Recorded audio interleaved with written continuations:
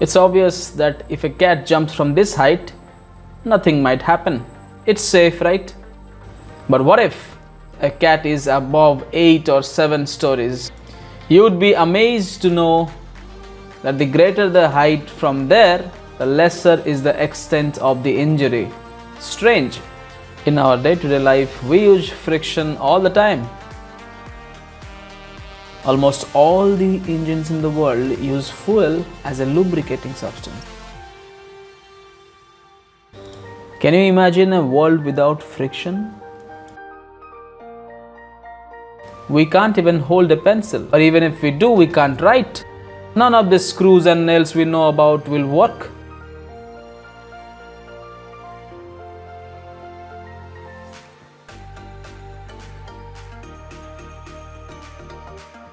Enjoy music with no sound, and all the things that we know might just be different. Dushasan आगे बढ़ो और चीर हरण करके इसे मेरी जांग पर बिठाओ। ये सब क्या हो रहा है?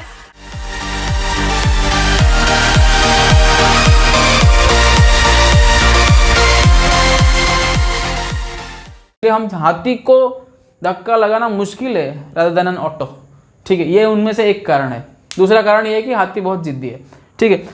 Welcome back all of you, hello, how are you? I hope you are fine. Welcome back here. So today's topic is about friction. Friction क्या है? फ्रिक्शन फ्रिक्शन को basically poetically it was named as a necessary evil. You can relate friction to as resistance in a current carrying circuit. ठीक है, तुम अगर current carrying circuit पढ़े हो क्या है, उसमें रेजिस्टेंस जो होता है कंडक्टर का, उसी को फ्रिक्शन सोच लो। डेली लाइफ में काइनेमेटिक्स में मोशन में उसको फ्रिक्शन के साथ इक्वल माना गया है। They are both a necessary evil, ठीक है। रेजिस्टेंस जो है वो सर्किट में जिस चीज़ों को गर्म कर देता है, करंट के फ्लो को अपोज करता है। वैसे friction is the enemy of relative motion. Relative motion नहीं, friction is not the enemy of motion.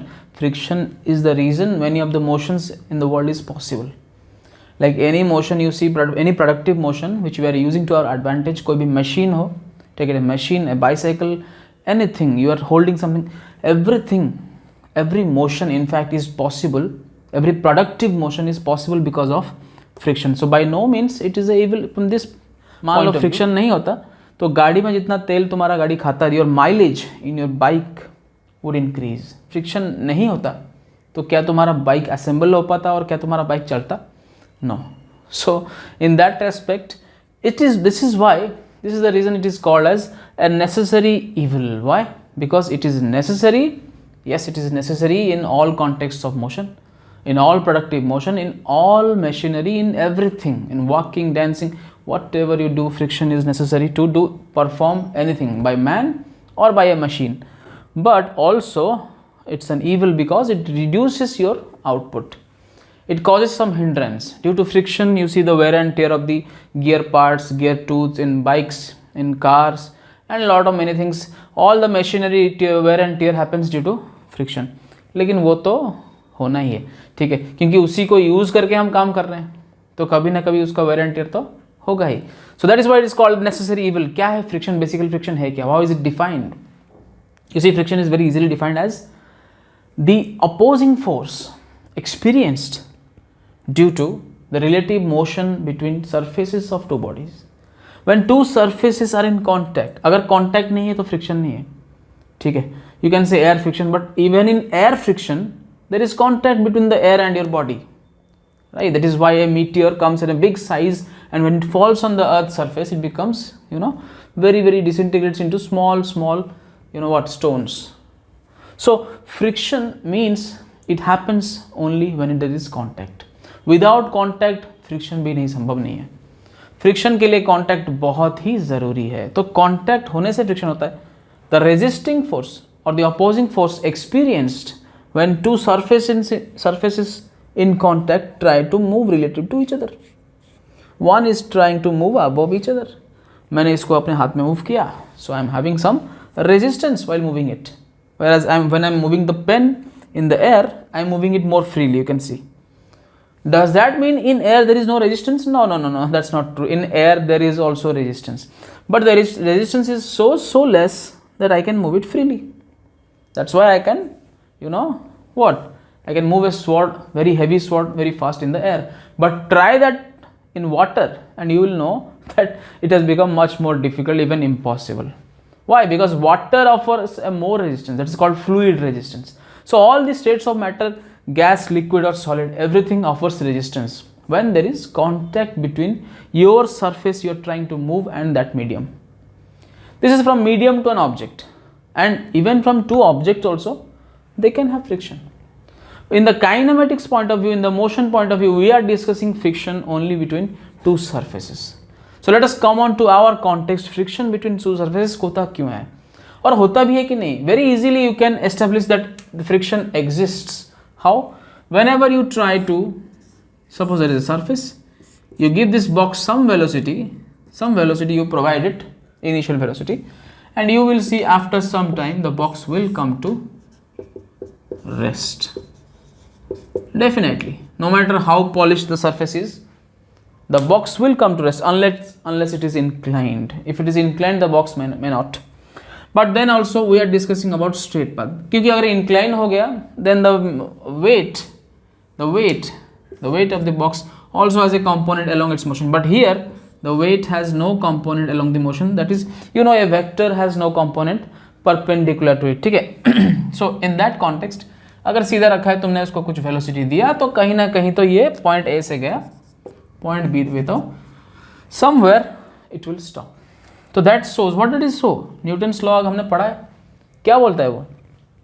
कि एक बॉडी को रोकने के लिए, to change its state of motion from uniform motion to rest, to change its state of motion, there must be a force. Otherwise how it stop? No one can stop it unless there is a force. So there is a force. That force which is invisible here but exists here between this surface. This is the surface of the, the table or the earth, and this is the surface, the downward surface of the box. These two surfaces में relative motion हो रहा है. relative समझ रहे हो?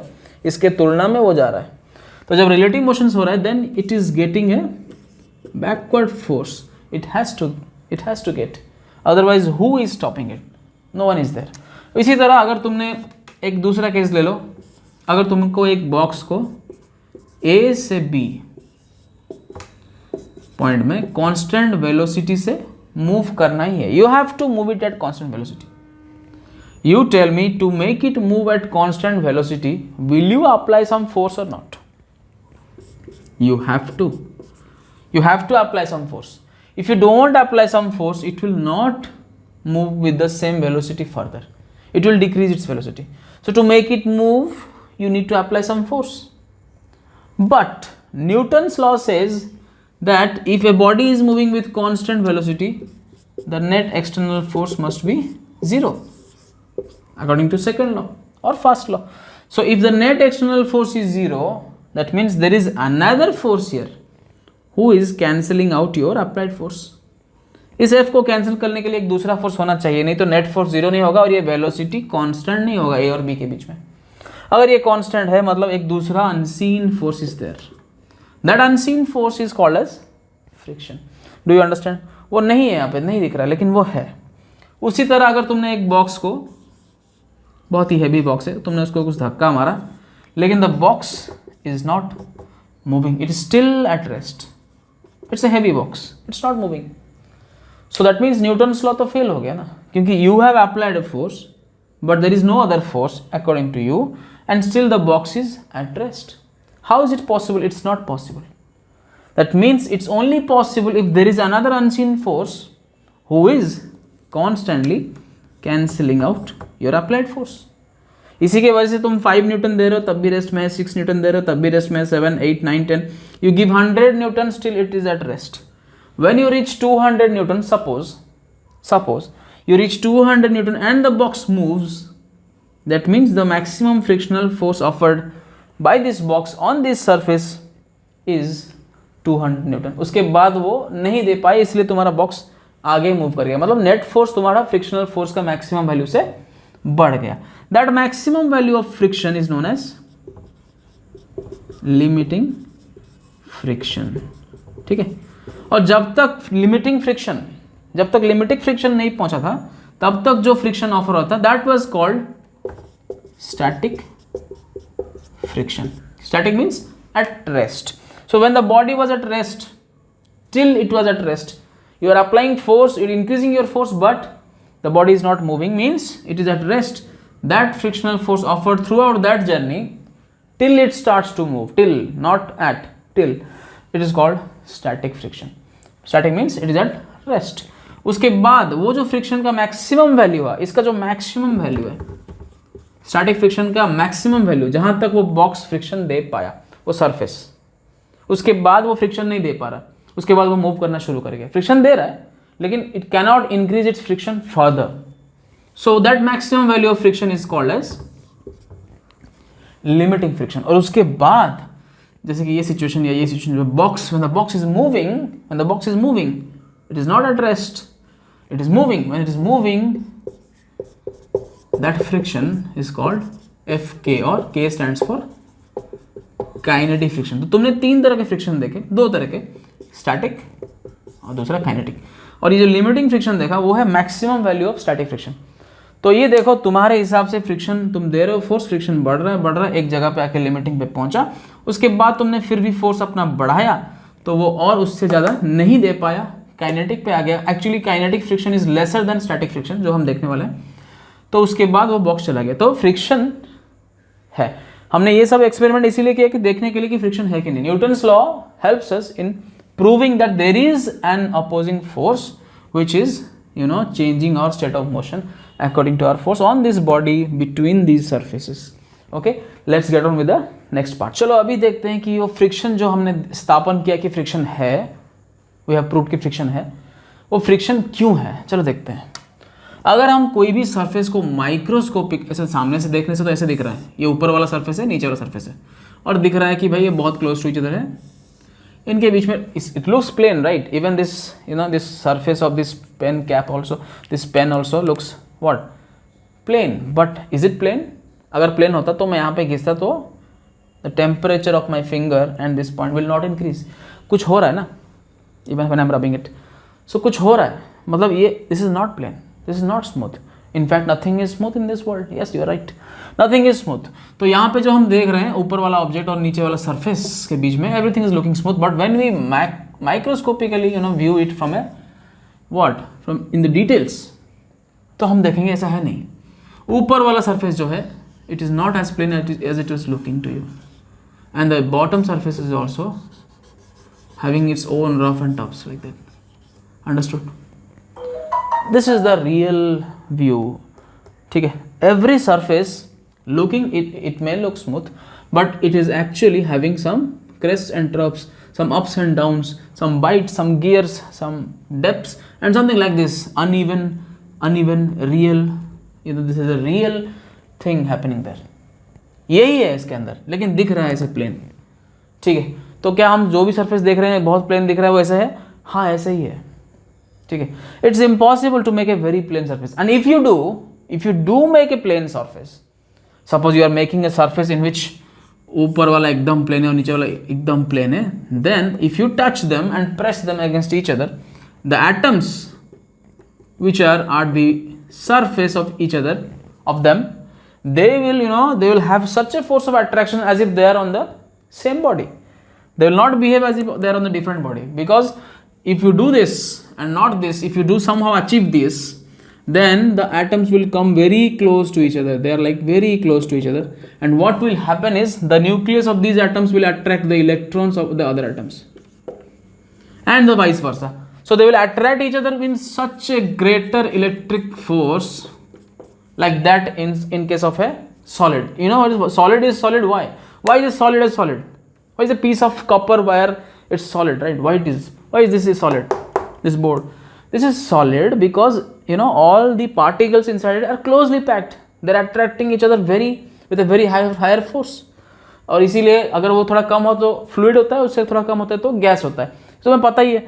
तो यहाँ पे अगर तुम पूरा प्लेन करके इतना क्लोज ले आओ, they will start welding to each other.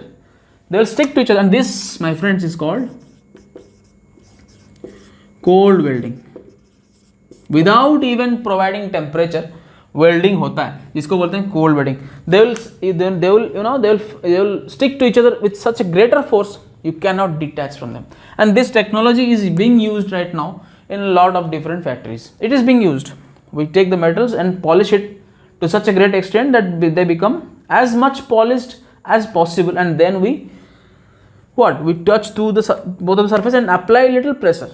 Just apply little pressure, and after that we will see the two metals stick to each other as if they're not two but one. अद्वैत हो जाता है भाई, द्वैत से अद्वैत हो जाता है.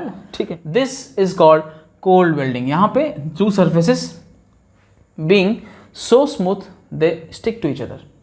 The atoms become as if they're from the one surface. They're not two surfaces. They're like one surface. ठीक है, चलो ये तो होता ही है, लेकिन in reality all the surfaces are like this. क्या अबड़ खबड़ ऐसा होता है, ups and downs are there. So अगर ऐसा situation है, if you want to imagine it further, think of like this. You take the Mount Everest, put it upside down. Mount Everest को लो और उसको you make it upside down. Alps, you take some great mountain, two mountains you are taking, and put it upside down, and you know what, you try to press them. What will happen? All these surfaces in contact with each other, they will not allow the two mountains to move. Look at it. Suppose this is one mountain 1, this is mountain 2, and when you are touching them and trying to move them related to each other in the x direction, they will not move. They will not move. Why they will not move? Because all of these surfaces, they will hindrance each other's movement. It's like a locking. Do you see the locking? दो दांत एक दूसरे के बीच में lock हो रहे हैं, तो इस लॉकिंग की वजह से ये दोनों माउंटेन मूव नहीं करेंगे. और इन छोटे छोटे माउंटेन्स को इस तरह से देखना शुरू करो. ये छोटे छोटे चीज़ है ना, they are all like mountains. और and when you touch the surfaces and try to move them with respect to each other, this happens on a microscopic level. ठीक है, ये तो बहुत बड़ा है. Actually the contacts here happens and the contacts here which happens are differing by a factor of 10 to the power 4. ठीक है, कुछ ज़्यादा ही contacts होंगे, तो उसको ध्यान में रखो. ये सेम नहीं है, they are different but it is on the same basis. ठीक है, तो अभी हमने समझ लिया कि ऐसे सरफेसेस होते हैं जो एक दूसरे को लॉक करते हैं.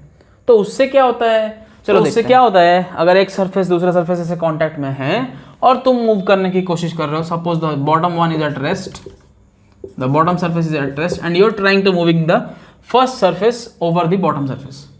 When you are trying to move, you look at it, हर थोड़े से जगह के बाद देयर इज अ लॉकिंग. यहाँ पे लॉक होगा, there will be locking here, there will be locking here, and when you are applying some force by Newton's third law, when you are applying some force on this tip in the forward direction, you are applying some force indirectly by moving this, you are applying some force at these points of contacts. ठीक है, इस contacts पे जब तुम force लगा Newton third law के वजह से, you will get a reaction force in the opposite direction. Yes or no? At every locking you will get a reaction force. यहाँ पे हर जगह जहाँ पे भी कॉन्टैक्ट हुआ, ठीक है, कहीं पे एक्स डायरेक्शन माइनस एक्स में नहीं मिल सकता है, कभी कभी इधर उधर लॉकिंग के वजह से इधर भी फोर्स मिल सकता है, लेकिन the resultant of all such forces will be in the negative x direction and this the action is in the positive x direction. So क्या होगा, तुमने कुछ फोर्स दिया and all of this forces together they are looking like a very small forces, but you try to add these forces, summation of all these forces of friction, forces of reaction due to all these lockings happening, one से लेके infinite तक पता नहीं कितने हैं चीज़ें. if I summation them all, सबको add कर दिया, तो मुझे जो फोर्स मिल जाएगा वो कुछ छोटा नहीं है भाई, कुछ बड़ा है. वो कितना फोर्स है, तुमने जितना दिया वो फोर्स इसके बराबर है. this we can say that this summation, the vector summation, not the scalar summation, the vector summation of all of these forces which are trying to oppose your motion, the vector sum of all of these forces together constitutes what? Friction. ये together एक साथ सारे forces को मिला लो तो एक साथ वो बनता है very strong. It is equal to the force you are applying near or about. ठीक है, काइनेटिक में ऐसा नहीं होता, लेकिन तुमने जो फोर्स दिया उसके आसपास आ जाता है. All of these small forces. So what was looking very small and insignificant has become very significant, and it is not allowing you to move this object over this. And even if it allows, it takes a cost. कुछ ना कुछ force तुमसे ले जाएगा, उसके बाद वो allow करेगा. वो जो ले जाएगा वो है maximum value of friction. Understood? So the rougher the surface, obviously the tougher the friction. ठीक है, the rougher the surface, the tougher the friction. ये सब सोचो, और उस हिसाब से हमने देख लिया कि friction is the vector sum of all of these forces acting in between these two surfaces. ठीक है, अभी चलो इसको थोड़ा एनालाइज करते हैं. अगर हमने समझ लिया कि फ्रिक्शन होता है और फ्रिक्शन क्यों होता है, ये भी समझ लिया, चलो देखते हैं ये फ्रिक्शन बढ़ता कम होता है किससे है. Does it change with something? Yes it does which change with many things. Let us see the basic thing which it changes. चलो देखते हैं, और फ्रिक्शन का कारण भी देख लिया. अब देखते हैं कि वही जो फ्रिक्शन का कारण है, फ्रिक्शन है, वो जो चीज़ है, वो चेंज किस वजह से होता है. बेसिकली सबसे ज़्यादा किस पर डिपेंड करता है, on what factors does it depend on.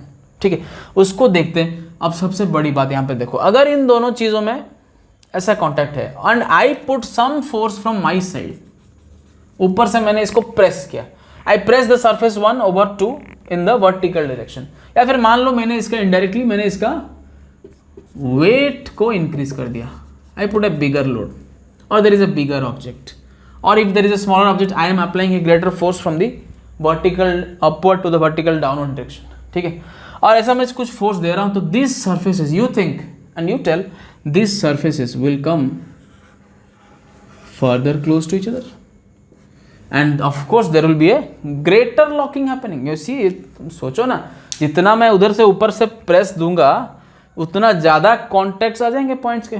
ठीक है, और जितना पॉइंट्स ऑफ कॉन्टैक्ट्स बढ़ जाएगा उतना ज़्यादा फ्रिक्शन वो ऑफर कर पाएगा, है कि नहीं. Think about it. So we have seen experimentally and here also that this force of friction is directly proportional to what? To the load applied from the normal direction. ये surface को, this is the relative motion का surface, this is the direction of motion x, and the normal to it is in the direction y. upward है या downward है.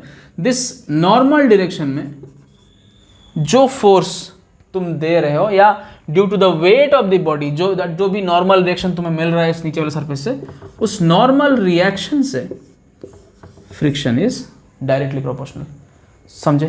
कितना ज़्यादा force हमने दिया ऊपर से उतना ही ज़्यादा रिएक्शन मिलेगा, और उस हिसाब से फ्रिक्शन भी डायरेक्टली प्रोपोर्शनली बढ़ेगा. तुमने 5 किलो रखा तो तुम्हें कुछ फ्रिक्शन मिलेगा, तुमने 10 किलो रखा तो कुछ डबल मिलेगा, तुमने 500 किलो एक हाथी रख दिया वहाँ पे तो तुम्हें कुछ ज़्यादा ही फ्रिक्शन. इसीलिए हम हाथी को धक्का लगाना मुश्किल है रादर देन एन ऑटो. ठीक है, ये उनमें से एक कारण है. दूसरा कारण ये है कि हाथी बहुत जिद्दी है.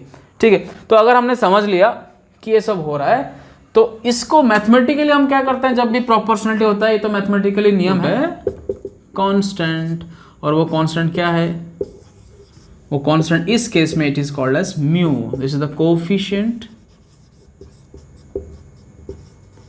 ऑफ फ्रिक्शन, प्यार से उसको कोफिशिएंट ऑफ फ्रिक्शन बुलाते हैं, और you can say F is equal to mu into N. This is the formula for friction. My friends, you see, ये है फ्रिक्शन का पहला mathematical what formulation. The frictional force offered between two surfaces in relative motion with each other is equal to the coefficient of friction which is a constant into the normal reaction offered from the bottom surface towards the top direction. ठीक है, और it is equal to the load put by the, ये जितना force नीचे डालेगा उतना ही normal reaction ऊपर मिलेगा ना. Right, do you get it? So ये है पहला mathematical expression for friction. So I hope you understood what is friction, what is its origin, what are its causes and on what factors it depends. ठीक है, I hope you understood and what is its primary mathematical expression. I hope you like the video. Take care, bye bye.